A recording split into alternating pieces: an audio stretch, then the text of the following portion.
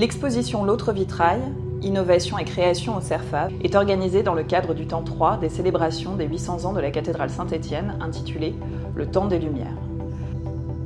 Le patrimoine verrier de Metz, de la Moselle, ainsi que les grands savoir-faire de la Lorraine dans l'art du verre sont mis à l'honneur dans des événements inédits. De nos jours, au sein de l'atelier vitrail du CERFAV, l'enseignement des techniques ancestrales du vitrail et de l'innovation par le prisme des outils numériques s'assemblent en une savante symbiose.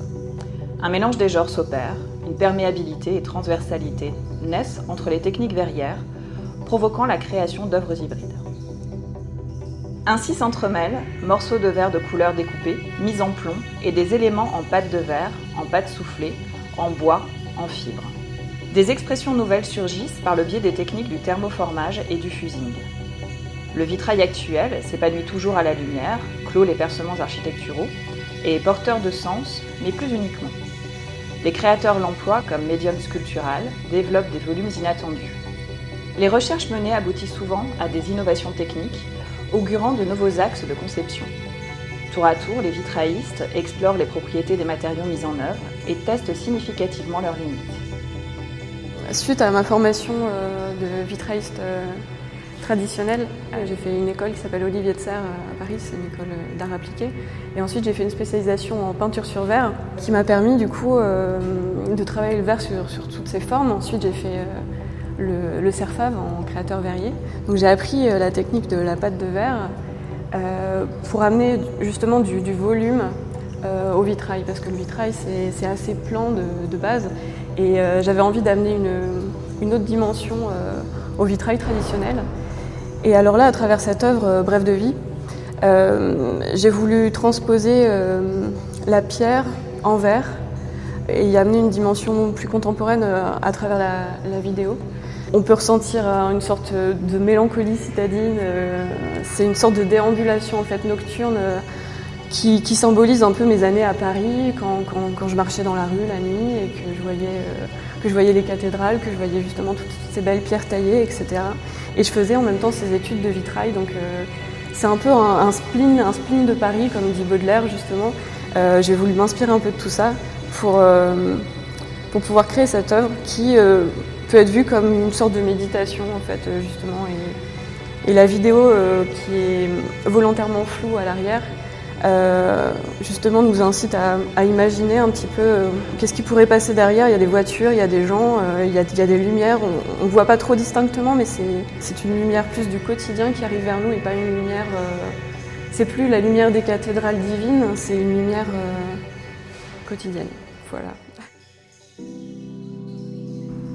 Au CERFAV, au Centre européen de formation dans les arts verriers, j'ai appris le vitrail traditionnel, le verre entouré de plomb, où chaque pièce est maintenue et forme un ensemble qui va être ensuite traversé par la lumière. Moi, j'ai eu le désir de déconstruire ce cadre et de l'exploser, entre guillemets, afin qu'il prenne du volume et de la dimension. C'était vraiment un besoin, le besoin de remplir un espace et de pouvoir, en rendant chaque pièce mobile, créer de nouveaux lieux de lumière. Je me suis donc nourrie de la tradition, je l'ai apprise, parce que si on veut déconstruire, il faut au début apprendre à construire. Et ensuite, j'ai nourri cette approche du vitrail par l'acquisition de la technique de la pâte de verre, qui permet notamment la prise d'empreintes. Donc, dans mon travail, j'ai réuni les empreintes d'une feuille de noisetier et de la paume de ma main, en jouant sur la ressemblance et la mimétique entre les lignes de la main et les nervures des feuilles. J'ai passé 4 années au CERFAV, 2 ans en tant que créateur verrier et soufflage, et puis après 2 ans en vitrail, en apprentissage.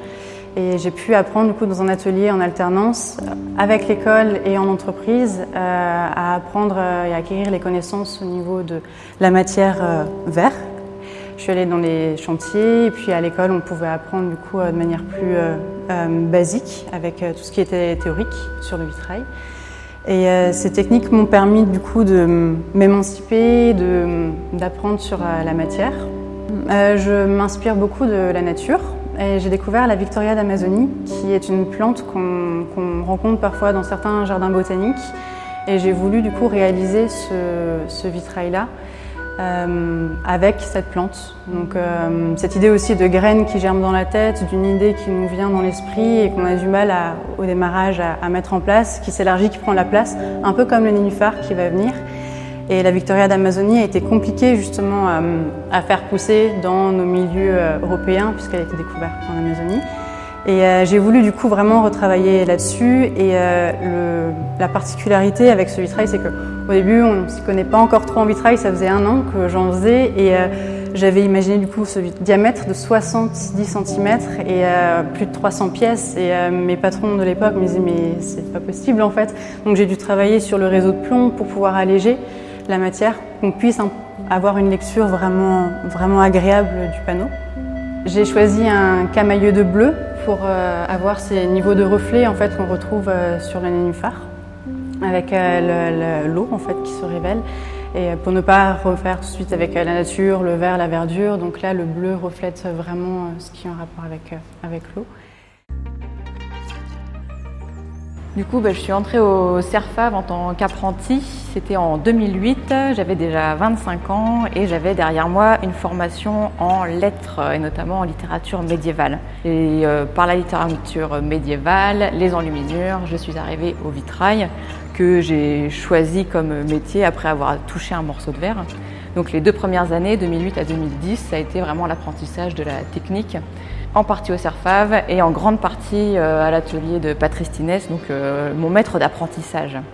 Donc j'avais déjà ces idées de vitraux médiévaux, des vignettes surtout qui racontaient des histoires, des personnages, des décors qui m'inspiraient. Et puis au bout des 2 ans d'apprentissage, j'ai développé une première idée de marionnette en vitraux que j'ai laissée de côté quelques années, le temps de faire mûrir la réflexion.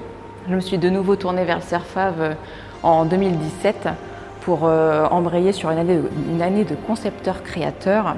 Et à ce moment-là, j'ai pu vraiment concrétiser mon projet de marionnette en vitraux.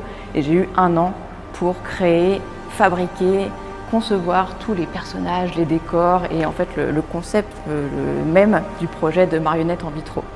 Donc là, il y a eu des défis techniques qui imposaient des essais vraiment pour chaque élément de décor. Donc pour le décor qui est en fond de scène, qui est celui que je présente ici, vous avez devant vous en fait le prototype, celui qui a permis de dire c'est faisable. Grâce à ce premier objet, j'ai pu prouver que superposer des vitraux ajourés, car il y a des pièces, les vitraux ne sont pas complets en quelque sorte, donc c'est viable, ça tient dans le temps. Donc la pièce que j'expose ici à la Porte des Allemands, c'est un décor du spectacle qui existe et qui tourne comme il peut dans le contexte actuel.